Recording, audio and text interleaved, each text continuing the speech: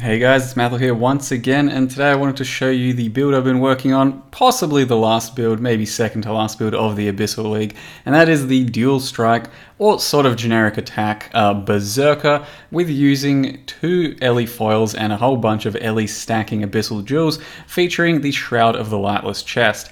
Now, Shroud of the Lightless chest is one of the items that I've also been somewhat avoiding throughout the league, because it's fairly rare, fairly damn useful, and if I touched it, it probably would have gone up by quite a lot, even though it's already very expensive and did go up quite a lot throughout the league just by its own self. And besides that, it's not exactly a build enabling or a particularly important item in builds. You can very easily simulate builds just fine without a Shroud of the Lightless. It just simply makes some characters, like let's say a Berserker with Ellie damage, get penetration for all elements very easily, because if you're unaware of what it does, it adds a 6th link onto your skill.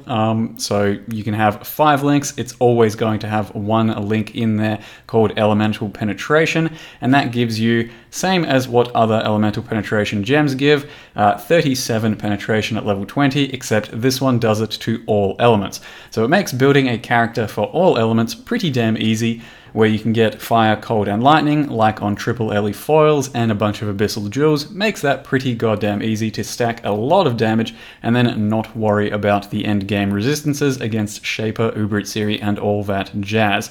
So it's just more of a convenience item. It can be pretty strong, but by no means do I think it's necessary in a lot of these builds. It's just something to play around with and a bit more fun as an Abyssal item, given the current state of Abyssal stuff.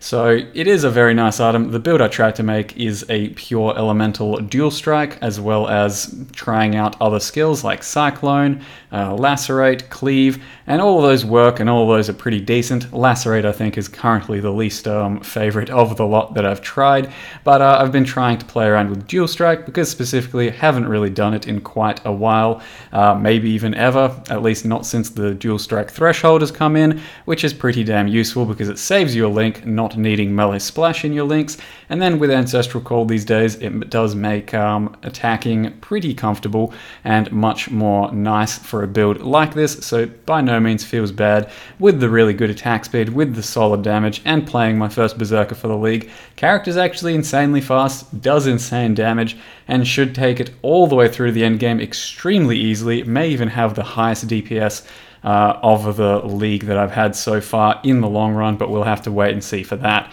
I have gone ahead and unleashed a little bit of currency just to make this one work, or not work rather, but you know, make it absurd. And it's been pretty fun getting the Abyssal Jewels, especially at this point of the league when you can get quite a lot of them. This here is just a map clear sort of preview of just one entire map. It takes about a minute or so, and you can see just how fast the character is in the long run, with good whirl, with solid attack speed and really good damage, thus enabling the Ancestral Call, the dual strike splash.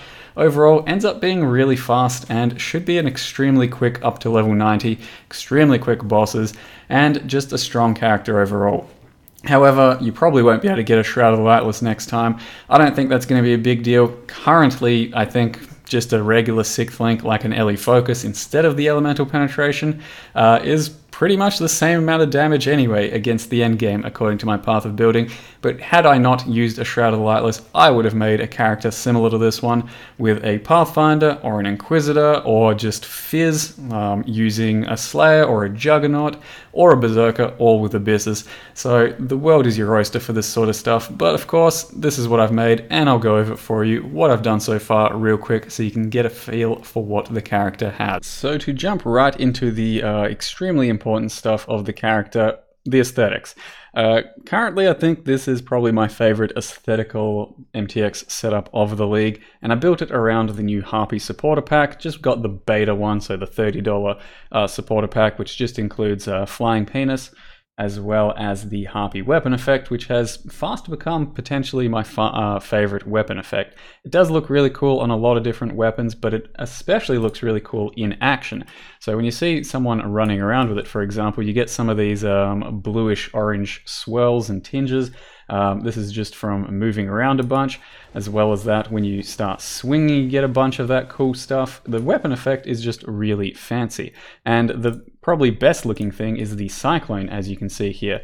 It turns its Cyclone into its own real microtransaction all by itself with some cool swords, because my swords are pretty long. It doesn't necessarily have to be Colossus or Crypt Sword, but look at all that shit, blue, orangey tinge. I think it looks really cool, and it works quite well with a lot of different setups, including cleave, lacerate, all that sort of stuff. Let's have a quick lacerate preview.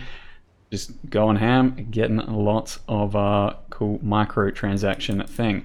So for 30 bucks, it's not the best, not the worst, sorry, microtransaction. I don't, just as an aside, don't particularly think the $60 packs are that great this time around, not for my liking anyway.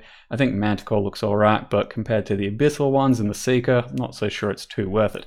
And in any case, I wanted to build my entire setup around the blue, and then also just the Shroud of the Lightless, because it has a pretty cool art on its own. Just the actual chest itself, no micros.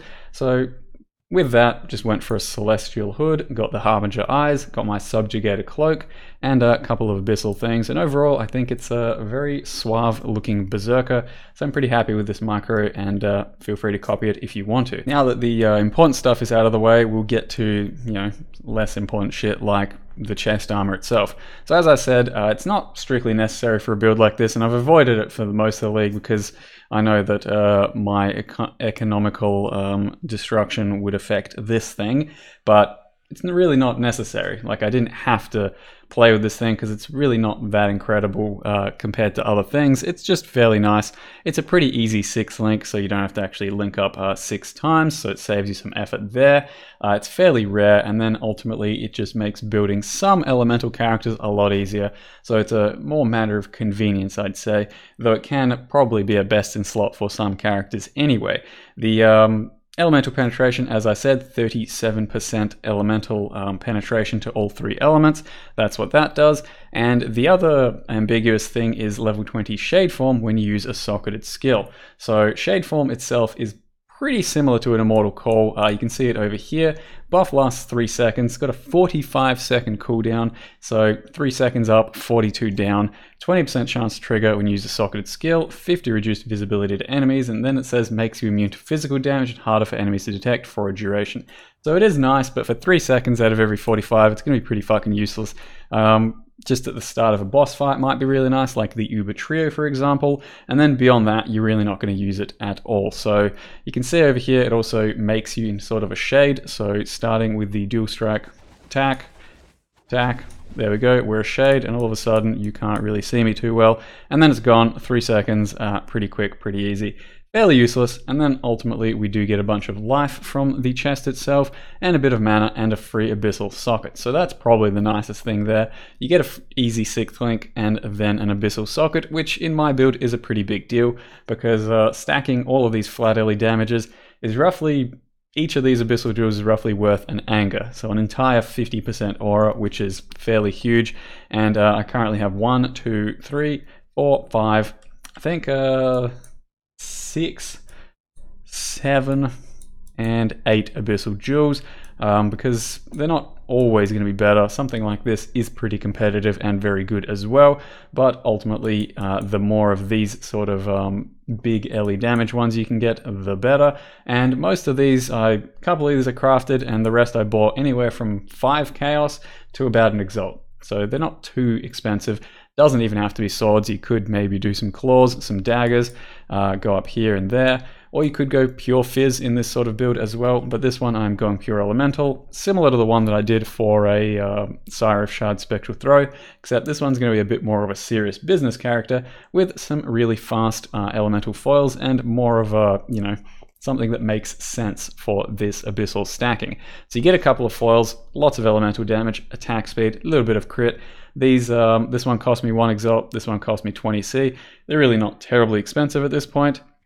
And then you try and get elemental damage wherever you can on your rings, your amulet. This one that I've been using throughout the league, I ended up exalting it for a bit of cold damage as well, so it's a very big damage amulet. Grabbed a Star Conjure with 90% crit strike chance, using the usual Tomb Fists and Darkness Enthroned, and then some resists on a belt, and boots, sorry. And then just the usual flasks. Now the actual setup itself is dual strike with early damage attacks, multi-strike, and then ancestral call, and then critical strike chance, but that's kind of up in the air. Ellie focus will definitely be the biggest 6th link damage there, so when I'm ready to pull that damage out I will, and replacing ancestral call with ruthless is the single target setup at this stage. It's pretty straightforward to go with, really. Dual strike, not terribly hard to build around, I don't think. You do have to have 2 solid weapons in either hand though, so it's not your usual dual wielding where you have 1 good and then 1 dud offhand that just gives you stats. Dual strike definitely wants 2 big weapons. Now the actual duel over here that we have is one that gives us offhand splash damage, so that negates the need for a melee splash since you do really kill everything well enough with just the offhand there, and then a 20% chance to double the damage with the main hand weapon. So when you stack that with Ruthless in the end, you can quite often see some really big chunky hits, and it's pretty fun to do. So Dual Strike, fairly good at the moment, paired with Ancestral Call especially, and the Threshold Duel. World's your oyster with this thing, and currently I picked Berserker, went Crave the Slaughter, bunch of extra damage, and going Pain Reaver, and then probably still Cloaked in Savagery. Not going to focus too much on the leech aspect of it, still gives you some good damage and attack speed. Taking savage hits, which should happen fairly often. Gonna have about 6k plus life, should be fairly comfortable. Haven't yet died, I don't think, 0 times, and that's playing pretty recklessly. Should be able to stay deathless if I really want to. It's going to be a strong character overall, I think. And like I said, any skill you really want, you could probably do just about any skill for this. Spectral Throw, Wild Strike. I've been playing around with some Cyclone, it works really nicely. Lacerate has been my least successful and nicest option so far, I think, so, beware of that one. Cleave should be really good as well, maybe some Flicker Strike, whatever the fuck you want. It's going to be a flexible build if you build something like this, or a physical version using Juggernaut, Slayer, whatever. It's all going to be pretty good. Ancestral Call is fairly decent these days, and it's just a fairly solid concept, I think. So that's it for now, guys. Hopefully next couple of days I will crush the rest of the end game and show it off for you. It should be pretty dirty. For now though, guys, thank you very much for watching, and see you next time.